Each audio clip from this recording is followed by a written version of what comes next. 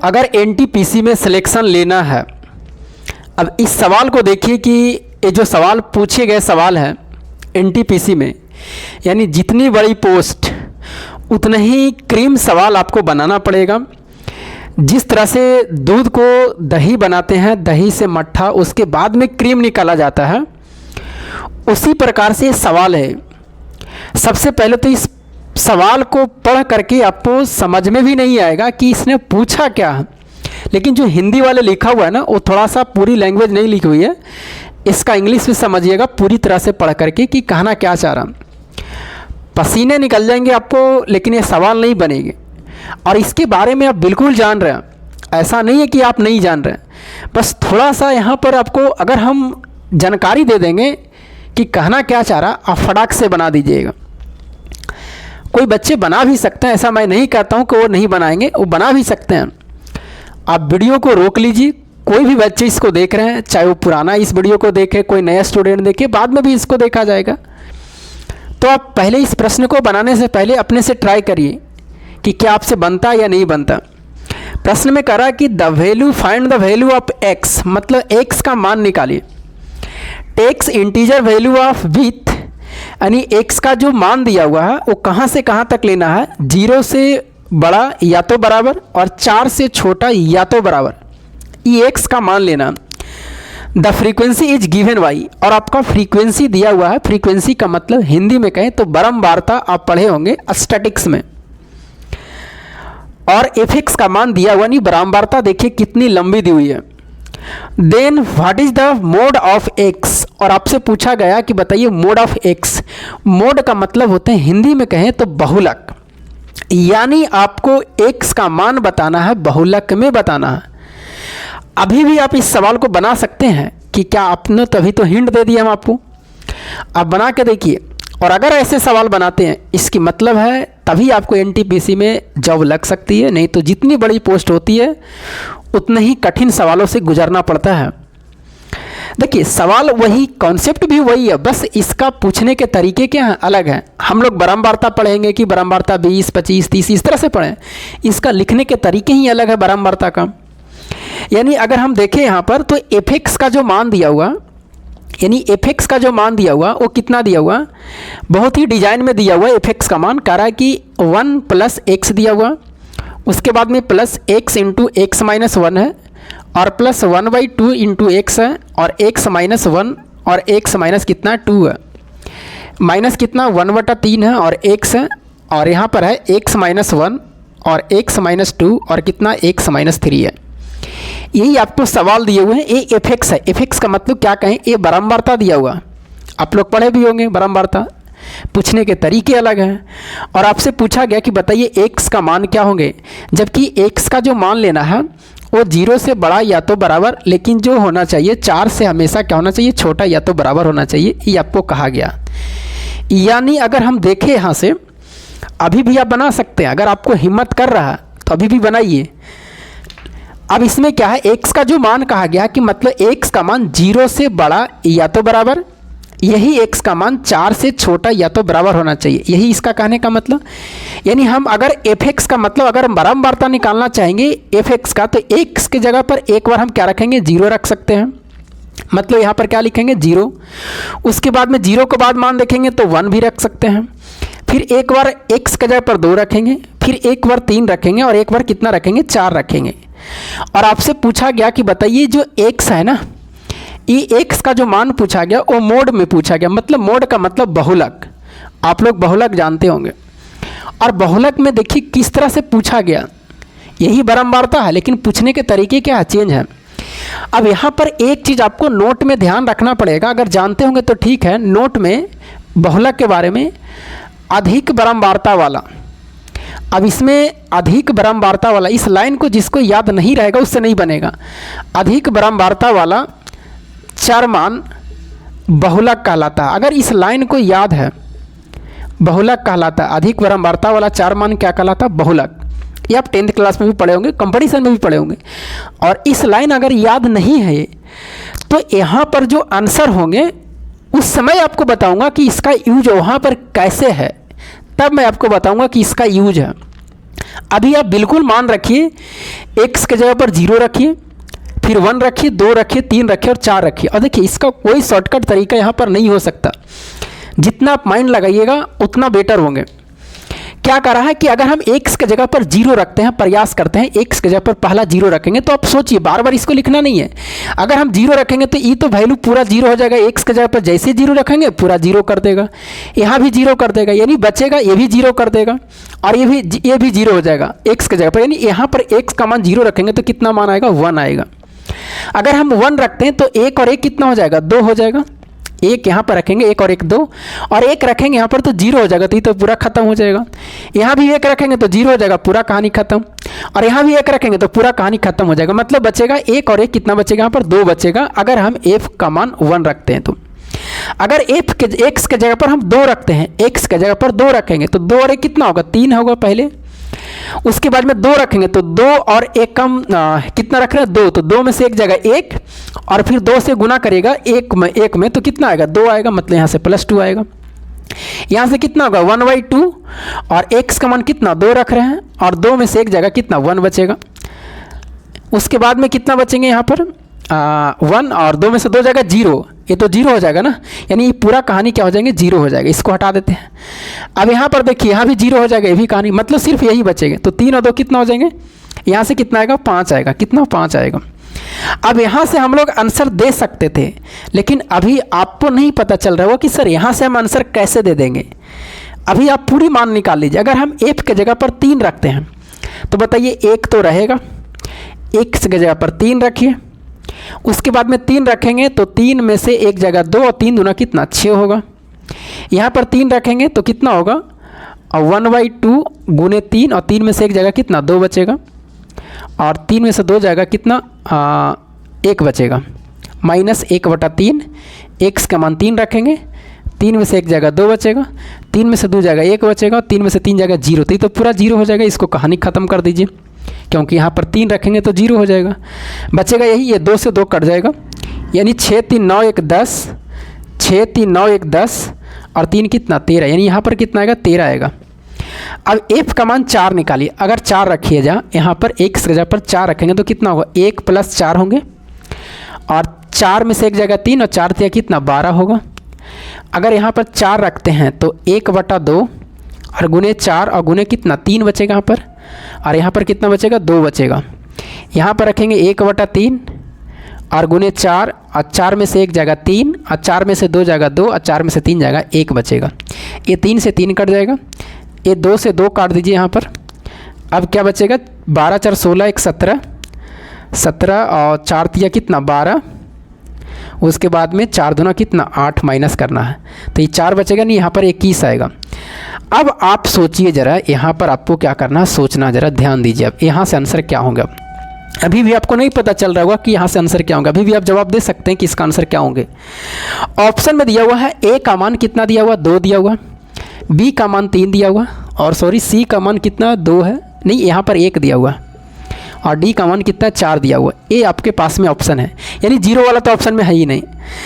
अब यहाँ से आपका इसका यूज है, ये जो लाइन लिखे हैं अधिक बारंबारता वाला 4 मान क्या कहलाता है बहुलक।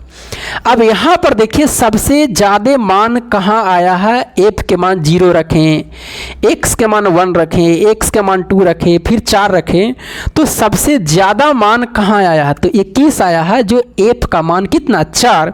इसका मतलब है अधिक बारंबारता कितना होगा इसका, सबसे अधिक बारंबारता वाला 4 मान बहुलक कहलाता है। यानी इस सवाल का आंसर जो होंगे x का वैल्यू यानी f4 होंगे, x बराबर कितना होंगे 4 होंगे, जो ऑप्शन नंबर कहाँ डी में है।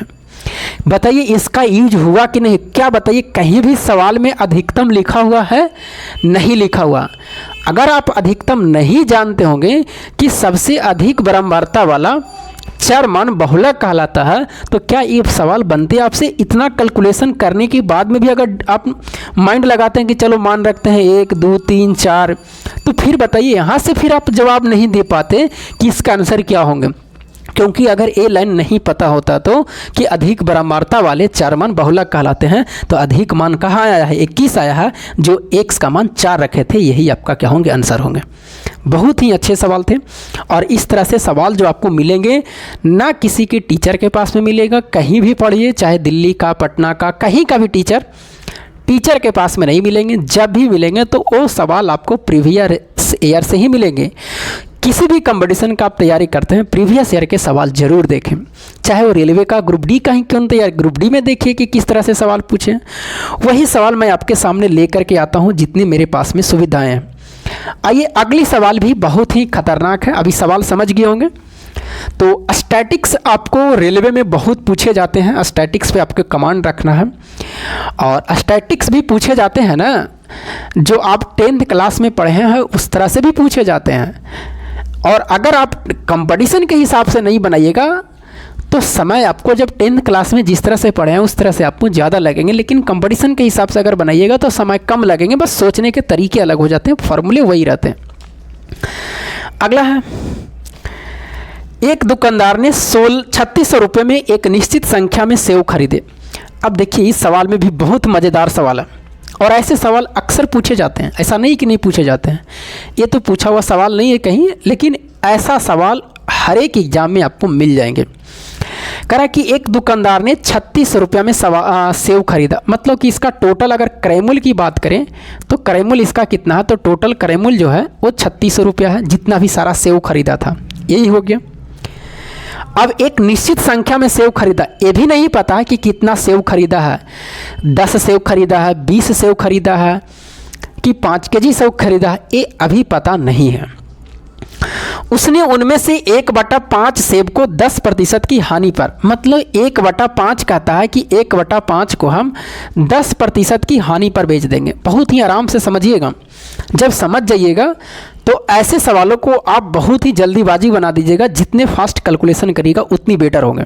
पहले शांति से सुनिए, और नहीं तो वीडियो को रोक करके आप बना के देखिए। अगर आप पढ़े हैं कहीं भी प्रॉफिट एंड लॉस का, आप बिल्कुल बनाइए कि कितने समय में बनाते हैं। 1/5 सेब को 10% की हानि पर, शेष सेवों को 1/4 5% की हानि पर। यहाँ पर जो कह रहा कि यहाँ पर जो भी यहाँ पर सेव बचा था उसका शेष का 1/4 जो बेचना है वो कितने पर, 5% की हानि पर बेचना है। चलिए बिल्कुल अच्छी बात है। और शेष का 2/3, इसके बाद में यहाँ से जो बचा वहाँ भी शेष लगाया है, और इसका 2/3 कहता है कि इसका 2/3 जो है वो 15% की लाभ पर आपको बेचा जाता है। कितने, 15% की लाभ पर। कुल मिलाकर 27% के लाभ हुआ। अब यहाँ से अगर टोटल हम कहें कि यहाँ पर जो भी जितने भी सारा सामान था, इसमें अगर हम बात करें तो टोटल 27% के इसको क्या हुआ, लाभ हुआ। बिल्कुल सही बात है। जितना भी सामान था, यहाँ का सामान, यहाँ का सामान, यहाँ का सामान मिला करके जो भी सामान होगा वो टोटल पर 27% का लाभ पर बेचा है। कुल मिलाकर 27% के लाभ नहीं, कुल मिलाकर 27% के लाभ अर्जित करने के लिए उसे शेष सेवों को किस मूल्य पर बेचना चाहिए। मतलब जरा समझिएगा, यहाँ से भी शेष सेव बचा है, यहाँ के बाद में भी शेष सेव बचे हैं, लेकिन यहाँ का पता नहीं है कि कितना सेव बचा, और इसको करा कि कितना रुपया में बेचें, कितना रुपया में बेचें कि पूरे के मतलब जितना भी यहाँ सारा सेव आएगा इस सबको जोड़ के उस पर 27% के क्या होना चाहिए, लाभ होना चाहिए। अब यहाँ पर आपको नियत राशि में पूछा है कि कितने रुपया में बेचें। अगर ये परसेंटेज में पूछता तो सवाल इजी हो जाता, लेकिन आपको पूरी वैल्यू एक्यूरेट पूछ रहा कि कितने रुपये में बेचें, तो सवाल थोड़ा सा टफ हो गया। लेकिन इसमें कोई भी टफ नहीं, अगर आप कैलकुलेशन करिएगा तो बिल्कुल ही आसान तरीके से बन जाएंगे। हमें समझाने में, बताने में टाइम लगते हैं। आइए फिर से सवाल को समझ लें। एक व्यक्ति, व्यापारी जो है 3600 रुपये में टोटल सेव खरीदा, उसके बाद में कहता है कि 1/5 सेव को 10% हानि पर बेचेंगे, शेष को 1/4 को 5% की हानि पर बेचेंगे, फिर शेष बचेगा उसका 2/3 को 15% लाभ पर, फिर बाकी जो शेष बचा है उसको कितने रुपये में बेचे कि पूरे पर 27% के क्या हो, लाभ हो। आइए बिल्कुल अब बनाते हैं।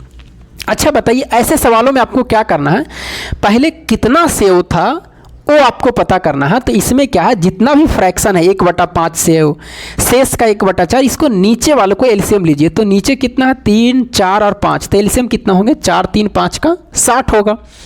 यानी अगर हम टोटल सेव की बात करें कि टोटल सेव कितने थे, तो टोटल जो सेव थे वो टोटल सेव की बात करें तो कितने थे, 60 थे। ये सीधा सा दिमाग में रखिए। अब 60 केजी समझिए, 60 गो सेव समझिए, वो आप पे डिपेंड करता है।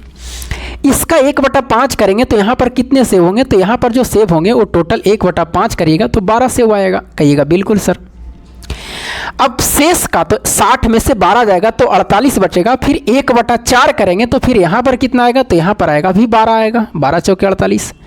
अभी यहाँ से शेष तो 48 में से 12 जाएगा तो कितना बचेगा, 36 बचेगा। 36 का 2/3 निकालेंगे तो 12 3 36 और 12 दूनी 24, मतलब यहाँ 24 शेष, 24 सेव था।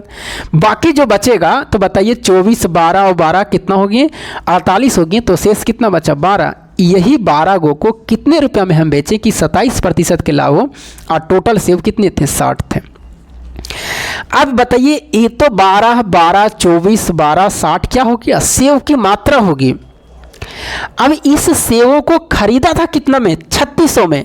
तो बताओ बाबू इस 3600 का तुलना हम कितना से करेंगे, माने 3600 का जो सेव खरीदा था वो टोटल 60 सेव था। अगर हम यहाँ का निकालना चाहेंगे तो 12 से गुना कर देंगे, यहाँ का मूल्य निकालेंगे तो 12 से, 1 0 से 1 0, 6 6 36 मतलब 60। अगर हम इस 12 सेवों की बात करें कितना पैसा लगा होगा, तो एक सेव का 60 रुपया, तो 12 6 कितना 72, मतलब यहाँ जो खर्च हुआ 720 रुपया। यहाँ भी वही 720 आएगा क्योंकि 12 से ही गुना करना उसमें। यहाँ पर 24 से गुना करना तो 24 6 44 से 1440 रुपया खर्च किया था। और शेष को बताइए, आपको कह रहा कि शेष को कितने रुपए में बेचेंगे, तो क्रयमूल्य निकालने की कोई ज़रूरत नहीं है, अगर निकाल भी सकते हैं। 1440 12 तो कितना होगा, 720 रुपया होगा। और यहाँ पर अगर टोटल बात करें तो टोटल क्रयमूल्य कितना होंगे, क्योंकि यहाँ 60 से हुआ तो 3600 रुपया होगा। अब बताइए कि यहाँ से आपको परसेंटेज में करके पूछा गया। अब आप बिल्कुल परसेंटेज निकालने में जितना फास्ट निकालिए सवाल आपको बन जाएंगे। परसेंटेज निकालने के लिए भी आपको ध्यान रखना है कि किसी भी संख्या को, मान लीजिए कि संख्या है 350 है, जितना भी हो 350 है, अगर हम इसका कहेंगे कि बताइए 10% कितना होगा, तो बस एक अंक के बाद पॉइंट बैठा दीजिए।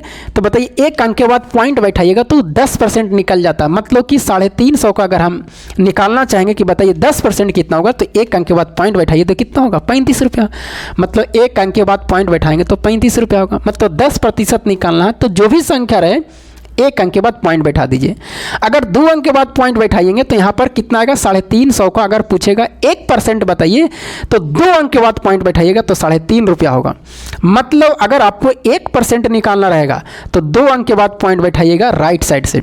अगर आपको 10% निकालना होगा किसी भी संख्या तो 1 अंक के बाद पॉइंट बैठाइएगा राइट साइड से, वो 10% निकल जाएगा। अगर ये चीज़ें जानते हैं तो फिर आपका सवाल ईजी हो जाएंगे। आइए अब 720 रुपया में कोई सामान खरीदे, 10% की हानि हो गया, तो बताइए 720 का 10% कितना में होगा। अब यहाँ से विक्रय मूल्य निकालना चालू करेंगे तो 10% हानि कितना होगा, 720 का 10% 72 रुपया। एक अंक के बाद पॉइंट बैठा देंगे। अब 720 में से 72 घटाएंगे तो बताइए कितना बचेगा। तो 720 में से अगर आप 72 घटाते हैं तो 10 में से 2 जाएगा कितना 8, और 11 में से 7 जाएगा 4, और कितना 648 बचेगा। 5% निकालेंगे तो बताइए 720 का 10% निकालें 72 रुपया, तो 5% 36 रुपया। अगर हम से 36 घटाते हैं तो कितना बचेगा, 36 रुपया घटाइएगा तो यहाँ पर 684 रुपया बचेगा। कितना, 684 रुपया। यानी यहाँ का विक्रय मूल्य 684 और यहाँ का विक्रय मूल्य 648।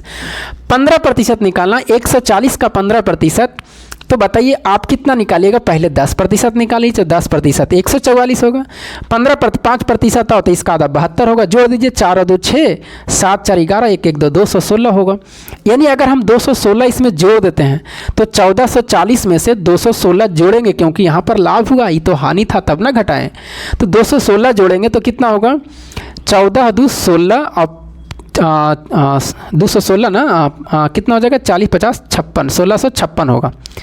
यही ना होगा, 1656 होगा बिल्कुल। 15 चौके 60 के 0, 15 के चौके 60 और 6 66, और 15 छः कितना 21, 216 जोड़ना है तो 216 जोड़ेंगे तो 14 2 16 हो जाएगा 1600, और 40 50 और 6 कितना 56, मतलब 1656 रुपया।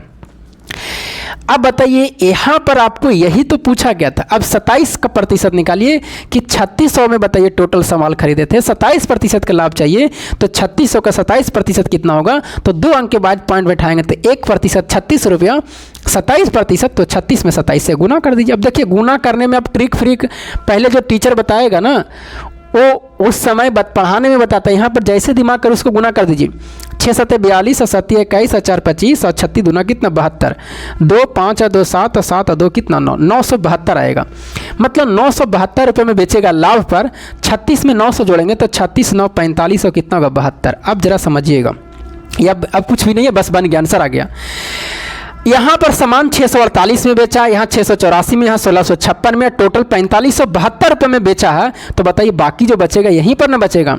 अगर हम ये तीनों को जोड़ दें कि बताइए तीनों को बेच करके हमें कितना इनकम हुआ, तो 6 और 4 10 और 8 कितना 18, 5 और 8 13 और 4 17 और 1 कितना 18, बाकी हाथ में 1, 6 और 6 12 और 6 18 1 19 और 1 हो गया 1 कितना 2, 2988 रुपये में टोटल इधर बेच करके आया, जबकि हमें चाहिए 4572 रुपया, तब ना 27% का लाभ होगा।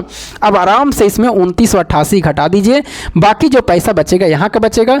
12 में से 8 जाएगा 4, 16 में से 8 जाएगा 8, उसके बाद में 14 में से 9 जाएगा 5 और 3 में से 2 जाएगा 1, यानी 1584 रुपया में यहाँ पर टोटल सामान जो बचा हुआ शेष है, 12 गो सेव बचा हुआ है, वो 1584 रुपया में बेचेगा तो उससे 27% के लाभ होगा। ऑप्शन में आपको 1584 है कहाँ पर, बी में। किस तरह से देखिए सवाल को पूछा गया था। अब कहिएगा सर इतने समय लिए, मुझे इतना समय नहीं लगता, 1 मिनट में इसका आंसर हम जवाब दे देते हैं, बस हमें समझाने में टाइम लगता है। प्रतिशत कैसे निकालते हैं हम, कैसे क्या करते हैं, वो सब बताए हैं, तब जा कर के हमें क्लियर करना पड़ता है। अब दूसरी बार में बना के देखिए, बस कुछ नहीं करना है, न ये सब को हम नहीं लिखते, सिर्फ माइंड में निकाल ले जाते हैं, इस लाइन पर डायरेक्ट हम आ जाते हैं, इसको कर करके डायरेक्ट इस लाइन पे आ जाते हैं। सारे काम माइंड में करते जाते हैं। एग्जाम में वही तो फास्ट करता है जो माइंड को ज़्यादा लगाता है और पेन का यूज कम करता है। अब किसी को माइंड ही काम नहीं करेगा, कैलकुलेशन ही सही नहीं रहेगा, तो टाइम तो लगेंगे, चाहे कहीं भी पढ़े, कोई टीचर के पास पढ़े। तो ये दोनों सवाल बहुत ही अच्छे थे और ऐसे सवालों के लिए आप जुड़े हुए रहिए, मैं लेकर के आता हूं। और आपको सिलेक्शन तक कैसे पहुंचना वो भी मैं आपको हमेशा गाइड करते रहता हूं। कहीं से भी पढ़िए, चाहे वो मेडिकल के हिसाब से हो, किस तरह से पोस्ट प्रेफरेंस डालना है, सारी चीज़ मैं आपको गाइड करते रहता हूं, क्योंकि मैं इस रास्ते से गुजर रहा हूँ और गुजर चुका हूँ। मेडिकल के बारे में मुझे अच्छी जानकारी हो गई रेलवे में। तो आप बिल्कुल कमेंट करके बताइएगा हमें कि दोनों सवाल आपको कैसा लगे, क्या आपसे बने थे दोनों सवाल, नहीं बने थे, कमेंट कर दीजिएगा। फिर मिलेंगे आपको अगले वीडियो में, तब तक के लिए जय हिंद।